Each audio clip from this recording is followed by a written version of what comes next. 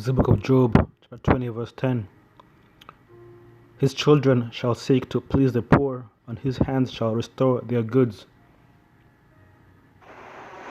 Calls to rename one of the city's main arteries are apparently being heard after a petition was lodged to look at the history of Dundas Street and its namesake's connection to the slave trade. The online petition calls for City Council to begin a public process to rename the East-West corridor to honor a more appropriate person, place, or event. Henry Dundas was a Scottish politician in the 18th century and is known for delaying the abolition of slavery in the British Empire. One needs only look around at so many of the changes happening in the world today, particularly with regard to statues, monuments, and yes, street names as well, to see that things can be done quickly. The history of Dundas Street can be traced back to the 1800s in the West End of Toronto, before being extended across the city in the 1950s. There have also been calls to remove a statue of Dundas atop the 45-meter Melville Monument in Edinburgh, Scotland, for years. I have asked our city manager, Chris Murray, to...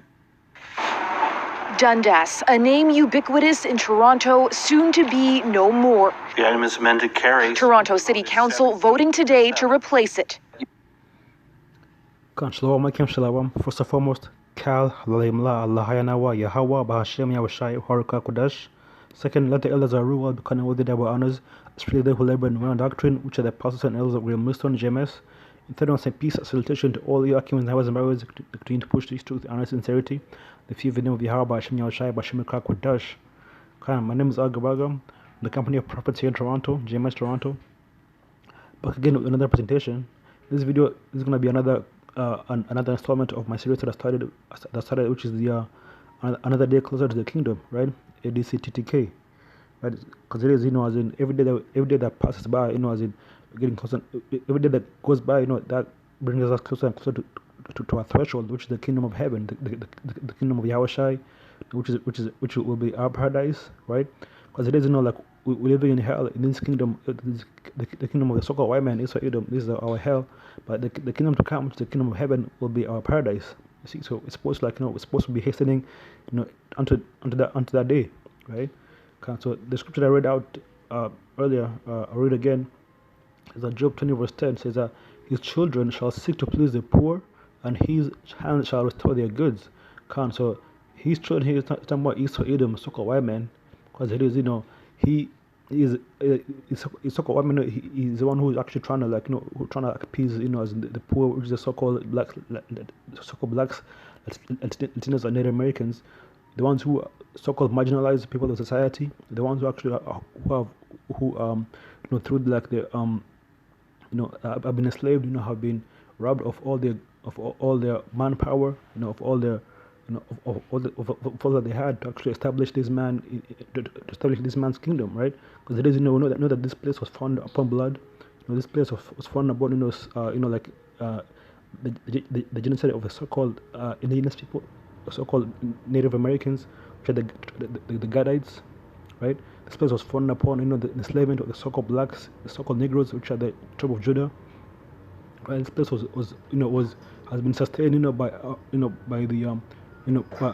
people being in captivity, going back, is even the so-called Hispanics, who actually, who occupy these,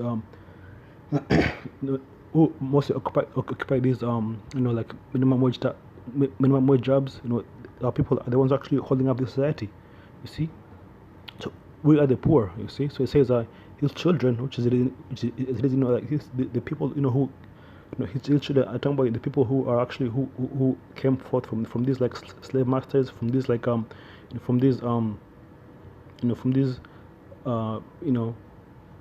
bankers going back to 100 centuries ago. These children, as the people who we see nowadays, which are the so-called Europeans, so-called white people, right? So-called Caucasians, so-called Americans, so-called Canadians, right? He says, his children shall seek to please the poor, and his hands shall show his good. And so, but they're trying to do that now, but actually trying to rename these streets, right? Talking about reparations. You're talking about as in trying to actually seek for seek for forgiveness for the for the for the for the for the reserves for the those schools that they had the so-called indigenous people in these the name escapes me right now. It's like these schools that they had are people in where they were being tortured, they're being taken, they had to like learn the ways of the so-called white man. So as it is, let me actually go back to the chapter. So the first says see,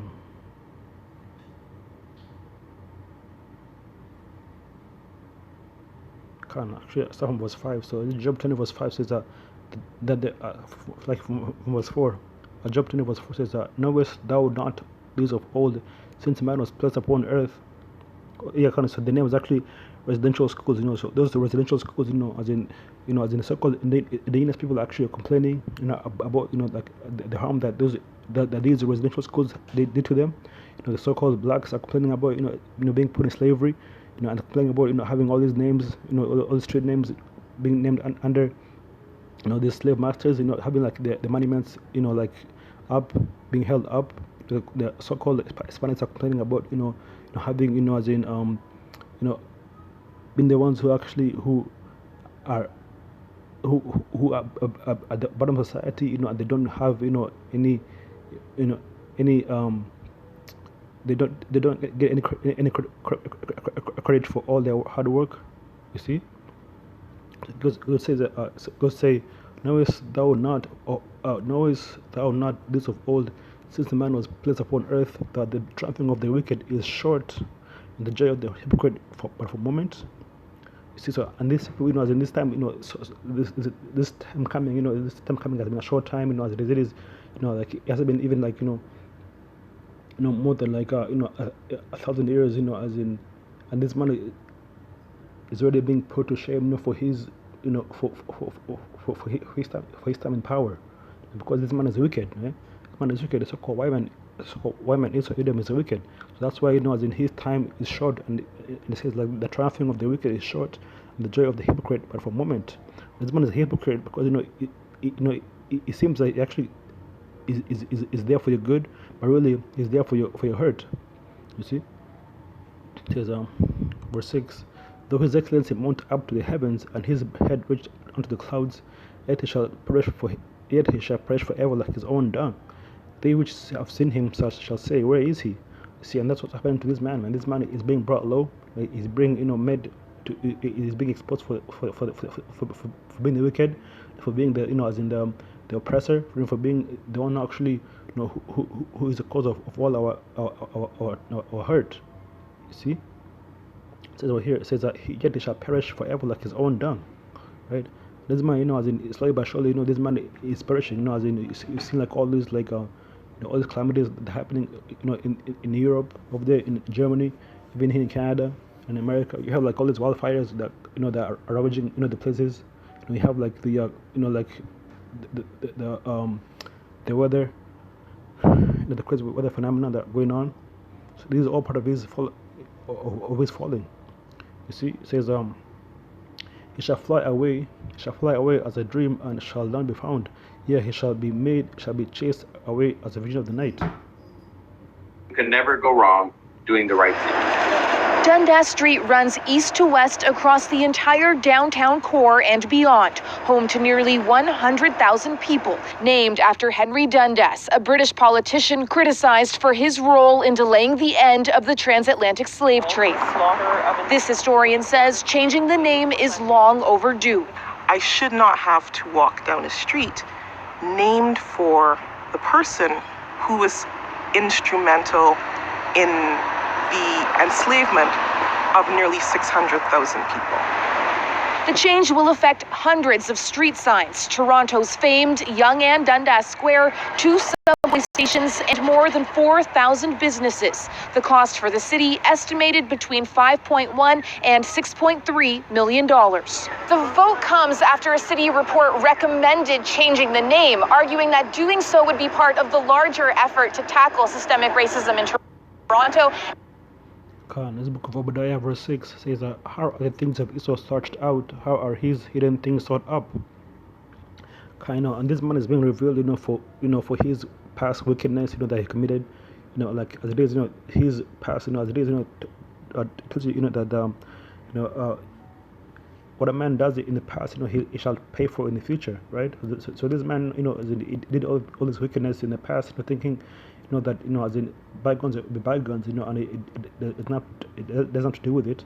As it is, the past is catching up to him. The past actually, is catching up to him, and is having to actually paying, it's gonna pay, for actually not having to deal with this, in the time past. So now as it is, as time goes by, as in the bill piles up more and more, right? As it is, like when you have like a bill, they don't pay, they delay not to pay, the interest pile up more and more, and at the end, you actually have to end up having to pay more than you had, in the beginning. See, so this man, his wickedness is being searched out, and they see like how like all his like the foundation that of this place was built upon bloodshed, like theft, slavery, and murder, and all kinds of wickedness. So now this man is having to actually, as in his past is catching up with him. And make the city more inclusive. City staff consulted Black and Indigenous community leaders and local BIAs. Some councillors argued there should have been broader public consultation. And I'm very worried that this has become the standard at which we will judge whether we need to go and take chisels and hammers and take someone's name off of a wall. Back in the book of Obadiah 1 verse 10 says that, for thy violence against thy brother Jacob, shame shall cover thee, and thou shalt be cut off forever. See, to this man, now is filled with shame.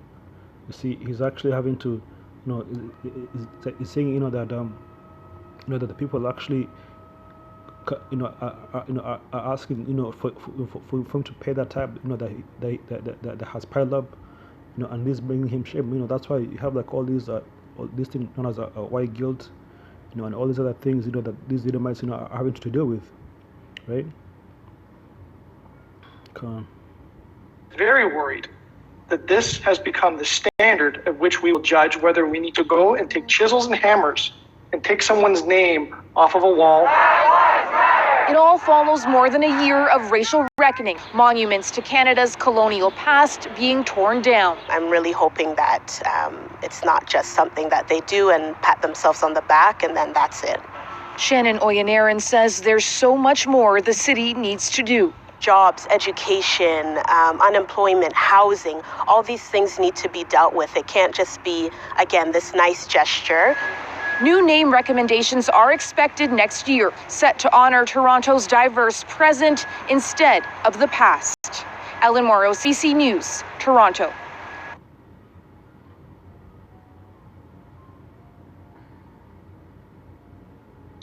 And take someone's name. It's not just. It all follows more than a year of racial reckoning, monuments to Canada's colonial past being torn down. Let me just get this in the book of Jeremiah 16, right?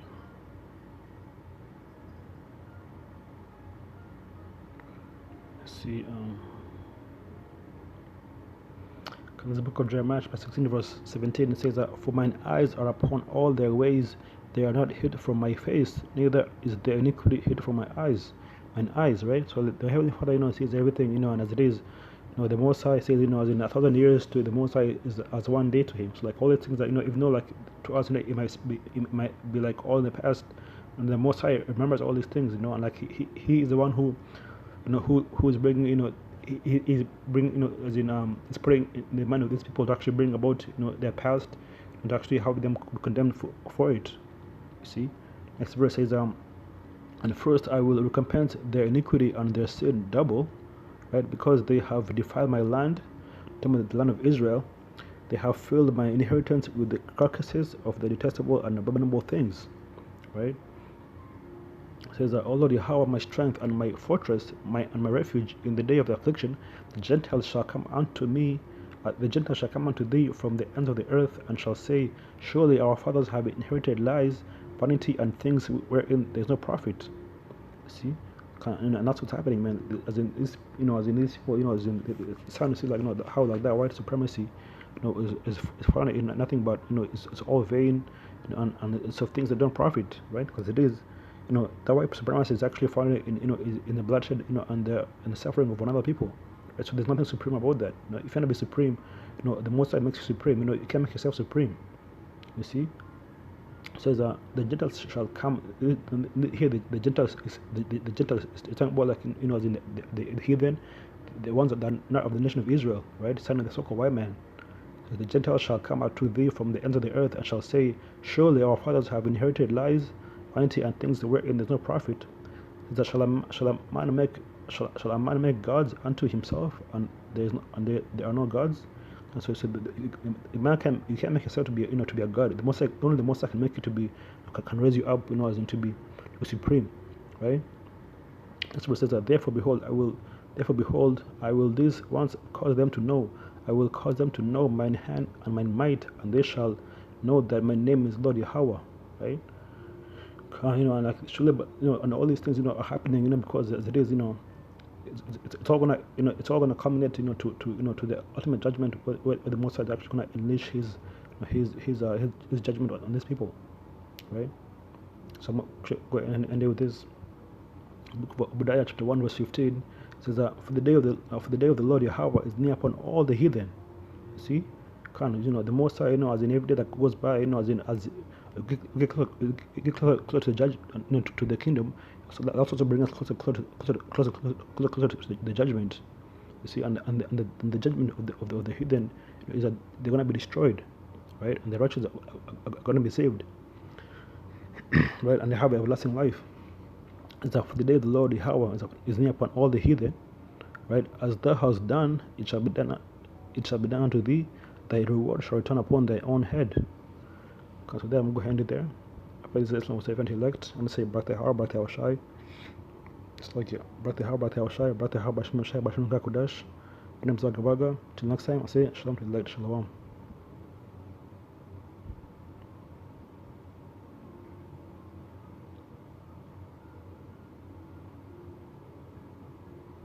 It's so hard to try to hold on to those statues and hold on to the Klan and hold on to the Proud Boys and the N-word and everything else, because you got to understand, this is the culture that they created for hundreds and hundreds of years. And you're literally ripping their soul out when you tell them that you cannot practice your culture anymore. It will not be tolerated. Now, what I would suggest, just a suggestion, that maybe the people in the city need to pull up to his house. Since he's so big and bold, like they pulled up to the other dude's house, maybe they need to pull up to his house and be out there on his front lawn and say, hey, what are you saying now about